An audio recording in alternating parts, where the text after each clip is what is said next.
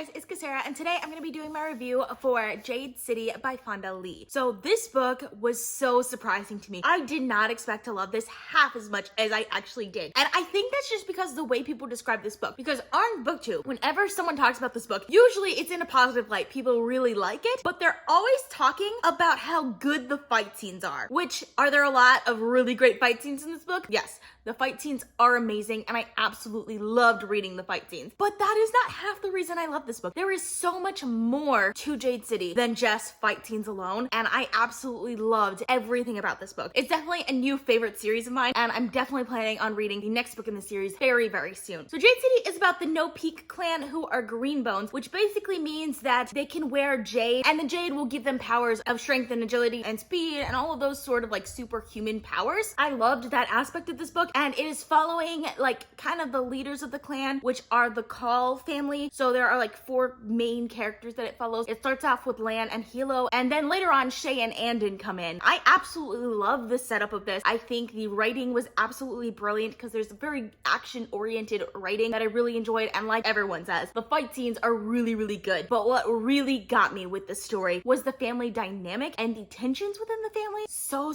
well done, and I absolutely loved it. So for the majority of this review, I'm gonna try and keep it mostly spoiler-free, but towards the end, I will have a small spoiler section, so look out for that in case you don't want to be spoiled for this. I love this so much, highly recommend it, and I ended up giving it 5 stars. Like always, I'm going to be talking about 4 things: character, plot, world building, and writing style. So we're going to start with character. There are 4 characters that I want to talk about. The first one is Lan. So Lan is the pillar of the No Peak clan. He's basically the chief, right? He's the one in charge, but he inherited from his grandfather, who was a very respectable wartime pillar, but his grandfather has gotten very old. And then he has a weatherman, Doru, and the horn, Hilo. I will get to Hilo soon. And Lan is a very good leader in peacetime. Like, he is compassionate, he's very logical, and makes choices that are for the good for everyone, but he's not really known as a warrior, and he's very insecure about things. He has a history in which things didn't really go well for him, but he's very good at kind of staying on everyone's good side, which makes him a very good peacetime leader. But there's kind of a war that is going to happen soon, that is threatening to come, and he's very insecure about that he doesn't think he'll be a good wartime leader, and that the people are just following him because he was his grandfather's heir. It's a really interesting setup with Lan's character. I did not expect at all where his character arc was going. I'll get to more about that in the spoiler section because I don't want to spoil you guys for it, because it's fantastic and I absolutely loved it. But he has a very familiar character arc in the beginning that I thought was gonna go the familiar way, and it doesn't, and I loved it. And then, like I said, I have to talk about Hilo. Hilo is Lan's younger brother. He is kind of known as like a warrior leader. He's very rash and he's very reckless at times, but he's also very much a fighter, and people respect him for his power. And he definitely holds a lot more jade than Lan does in particular, which makes him more physically powerful than Lan, even though Lan is smarter in the way that he makes decisions. And I love that dynamic between the two of them. It works really well, especially because they're at odds with each other for pretty much this entire book, and I loved it because they have to consult with one another, because even though Lan's the leader, he has to consult with the horn because the horn is the leader of the warriors, so he needs the warriors on his side. They don't see eye to eye, and it's great, and I loved it because they're still brothers and they still act like brothers, but they don't see eye to eye. I loved every second of that relationship. It worked so well. Then we have Shay. So Shay is their sister who has been kind of estranged from the family. She left Kikon, which is their city that is called Jade City outside of Kikon. But anyways, she left their city a little while ago without the blessing of her family to be with a foreign man, an Aspinian man. It's really interesting, just like the divide between where she was and where she's coming back to, because she had a falling out with the man that she left to be with. So she's coming back home, and she comes back home jadeless, which makes her kind of seem weak to all of the Kekanese people. But at the same time, in my opinion, it makes her seem really strong because she's able to come back home and able to be an independent-minded person, even without like the power that she would have if she had put on her jade. So it's kind of like coming home with no money and like having that trust fund from your family or whatever, but not using it because you want to be independent and live on your own and all of that. I had a lot of respect for her. I love her character arc also. I don't want to get super into like where it goes because there's a lot of spoilers that would happen. Shay is definitely one of my favorite characters in this. Her character arc also gets pretty political, and I liked that aspect of it, especially since it kind of put her at odds with some of her brothers sometimes, especially Hilo, which was really, really interesting. I absolutely loved it because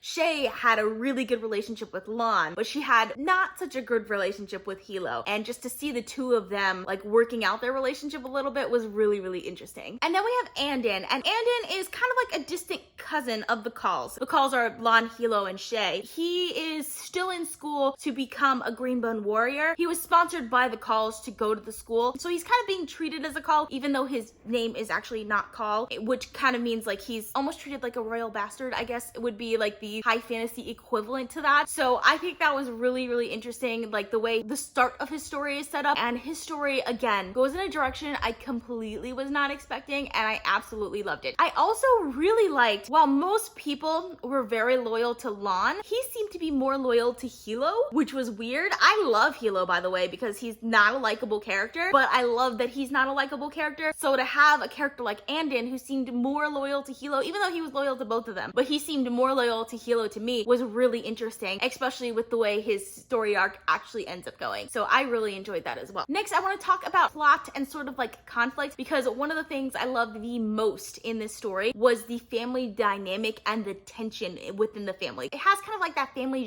drama tension, because Hilo has this woman that he wants to marry who is a Stone Eye, which means she does not have any Jade power. She can't wear Jade. She's not sensitive to it in any way, but her brothers are Green Bones, and Hilo kind of made them his second in command. But politically, it would be a bad move for him to marry Wen, which is the woman's name, because their family is kind of disgraced. And Lon, as a politician, can't really give him the permission to marry her, but Hilo really wants the permission from Lon, because he knows if he just marries her without Lon's permission, people aren't going to see it as like a real wedding. So that is just an interesting dynamic that I really, really love. And that's at the very beginning, so there's no spoilers there. Just that dynamic, and then the aspect of Shay coming in and the brothers really wanting Shay to be more involved, but Shay wanting to stay a little bit more away because she doesn't really trust her family after they kind of disowned her when she left, even though like they all forgive her when she comes back, but she feels like they shouldn't be the one forgiving her, she should be the one forgiving them, which I 100% agree with her on that. So all of that tension just works really well for me within the plot. With that tension there, it just makes the emotion of like the fight scenes on a different level, because there are higher stakes, which I really loved. And there's a lot of politics here as well. You have the relationships that Khal Sen, the grandfather, made with like the mountain tribes, which are different than what's happening now while the grandson, Lon, is in charge. So I really like the political tensions there as well. So there's some really great family drama, there's really great political tensions, and then of course there are some really, really great fight scenes. The fight scenes are so well done. I love them. Definitely well grounded in martial arts, which I really, really loved. I don't want to go super in depth with the plot because there are a lot of spoilers that I can talk about, which I will talk about in the spoiler section. But one thing I will say is there always seemed to be a familiar way for the plot to go, and yet somehow it kept surprising me with the way it actually went. When a book can do that, I just love it more and more every single time. So I absolutely love that aspect of it. Next, I want to talk about world building, and the world building in this book is absolutely phenomenal. It's very detailed in a subtle way. There's like no massive info dumps or anything like that, but you understand what you need to understand as the story goes along. I love the aspect of Jade and how it gives people power, but at the same time, it can be like a drug to other people because it can overwhelm their senses, which I think is really cool. I really like the culture here. It reminds me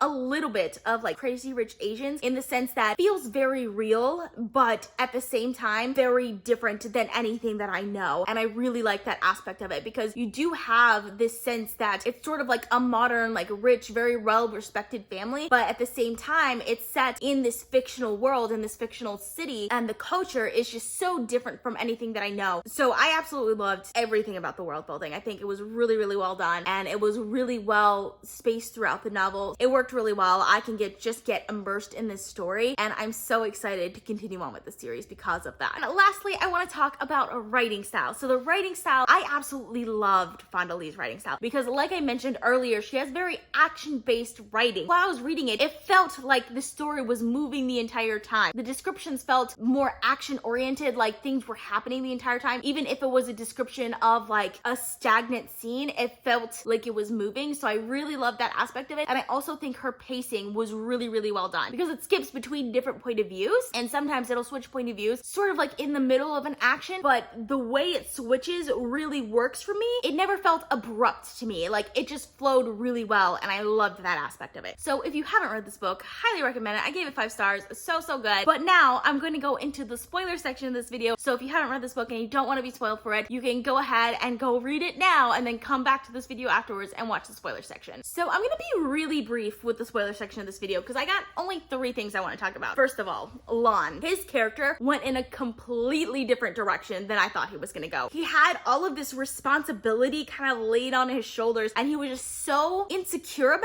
it that I really thought that his character was going to go in that like typical like getting over his insecurities sort of arc, and it just went completely the other way, and I loved that about it because I mean he basically almost became sort of like a drug addict when it came to Jade, which was great, and that's what led him to like his death, which I was not expecting at all. Like that caught me completely off guard, but I loved it. I really wish that I had liked Lan more as a person and as a character, because I feel like if I had, then that scene would have been completely devastating to me. Honestly, it didn't give me that much sad emotions, but it gave me like exhilarating emotions, thinking like, where's Fonda Lee going with this? Because I really didn't expect Hilo to be like the next pillar. Like I was not expecting that to happen, but I loved that that happened because I felt like Hilo is really not that great of a pillar. Like he's gonna make choices that are not good, but I'm so there for it. I really want to see him make these terrible choices. So I'm really excited by that aspect of it and what's gonna happen in Jade War because of that. I did not expect Lan to be gone in like the first half of this novel. Like I expected to see him still in Jade War. That really surprised me. So after that, when Hilo had that fight where it seemed like he was gonna die, I seriously thought he was going to die. Like I was like, there's no way he's getting out of this. Like he's going to die, and Fonda Lee, she has no problem with killing off our main characters. So I did not see the whole thing with Andon. It came completely out of nowhere for me, and I loved that aspect of it. I did get a little bit annoyed because they came up with that plan beforehand, like 100%, and I felt like that wasn't really foreshadowed at all. So that annoyed me from the writing style aspect of it, because that's a little bit of a pet peeve of mine when authors like specifically withhold information for the sake of like a greater return later. But it didn't annoy me as much in this one as it does in others, so I was kind of okay with it, but it's a pet peeve of mine. But I really enjoyed that. I think what made me really enjoy that was the fact that I love Hilo. Like I thought Lan was a better leader, but I love Hilo as a character, so I really didn't want him to die. So like I was okay that he didn't. And lastly, Andon's graduation. I didn't think there were any more surprises in this book for me, and then the whole thing happened at Andon's graduation where like Hilo basically disowned him, and I was just like, why? I'm so excited to see what his story arc is going to be in Jade War, because I have a feeling it's going to be amazing and I can't wait for it. So if you guys have read Jade City, let me know in the comments what you guys thought of it, because I absolutely loved it and I would love to discuss with you guys. I post videos on Sundays, Tuesdays, Thursdays, and Saturdays, so consider subscribing. And if you want to be notified as soon as I upload, you can click that little bell icon. If you like this video, please give it a big thumbs up to support my channel. All social media links are in the description down below. Thank you guys so much for watching, and I'll see you guys next time. Bye.